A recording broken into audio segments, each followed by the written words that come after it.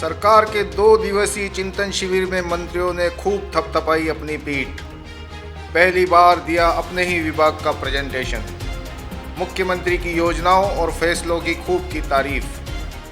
अपनी ही सरकार की समीक्षा को लेकर जयपुर में हुए 2 दिवसीय चिंतन शिविर में सरकार के मंत्रियों ने खुद अपने कामों की खूब तारीफ की है। उन्होंने अपने विभाग के कामों का प्रेजेंटेशन भी दिया है। जो काम बाकी रह गए हैं उनके बारे में भी उन्होंने विस्तार से जानकारी दी है। पेपर लीक के मामले में मंत्री प्रताप सिंह खाचरियावास ने कहा, खुद इस बात को जानते हैं, राजस्थान पहला राज्य जो कानून लेकर आया, सबसे ज्यादा कार्रवाई राजस्थान हुई करप्शन में। और पेपर लीक के मामले में राजस्थान मॉडल स्टेट है कि पेपर लीक में सबसे ज्यादा कार्रवाई हम कर रहे हैं। और पकड़ता कौन है? पकड़ते हमें, हमारे ऊपर ही आरोप लगा रहे हो। सरकार ही तो पकड़ रही है पेपर लीक करने वालों को। कहीं पर भी ऐसा हुआ है कि इन्होंने पकड़ा है? कि बीजेपी वाले चाहते हैं, बीजेपी के राज में तो रोज पेपर लीक होते थे। पेपर लीक तो हर स्टेट में हो रहे हैं, केंद्र सरकार के एग्जाम में भी हो रहे हैं, मिलिट्री के एग्जाम में हो रहे हैं, हाईकोर्ट के एग्जाम में हो रहे हैं। लेकिन हम इतना कह सकते हैं, कोई बात नहीं, हम इतना कह सकते हैं कि आप किसी भी कीमत पर, हम इस मामले में कोई कॉम्प्रोमाइज करने को तैयार नहीं है। सख्त से सख्त कार्रवाई करेंगे। बीजेपी के पास कोई प्लान है तो बता दे पेपर लीक रोकने के लिए, तो हम तो वो भी लागू कर देंगे। लेकिन बीजेपी राजस्थान को बदनाम नहीं करे, बच्चों का भविष्य किसी कीमत पर बर्बाद नहीं होने देंगे। करप्शन करने वालों को और पेपर लीक करने वालों को सबसे सख्त कार्रवाई राजस्थान में हो रही है, वो आगे भी जारी रहेगी।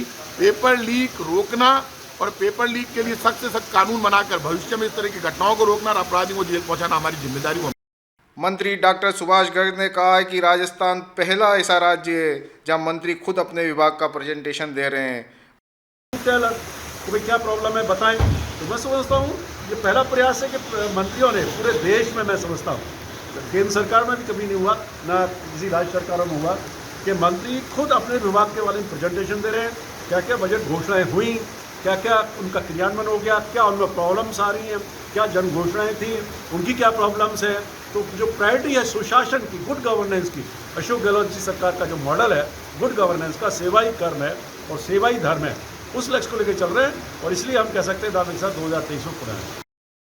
शिक्षा मंत्री बी.डी. कल्ला ने कहा कि पहले इसमें सजा का प्रावधान 2 वर्ष का था, वो बढ़ाकर 10 साल का कर दिया। 10 करोड़ तक की संपत्ति जब्त होने का, और आपने देखा होगा सरकार ने जो दोषी पाए गए उनकी बिल्डिंगों को नेस्ताबूद कर दिया, बुलडोजर चला दिया।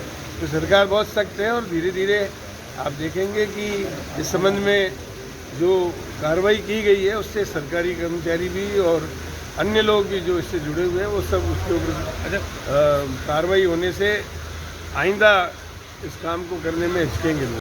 बहरहाल मंत्री अपनी कितनी भी तारीफ कर ले, लेकिन इसी साल उन्हें जनता के बीच में अपने कामों को लेकर जाना है। अब जनता ही तय करेगी कि मंत्री पास हुए हैं या फेल।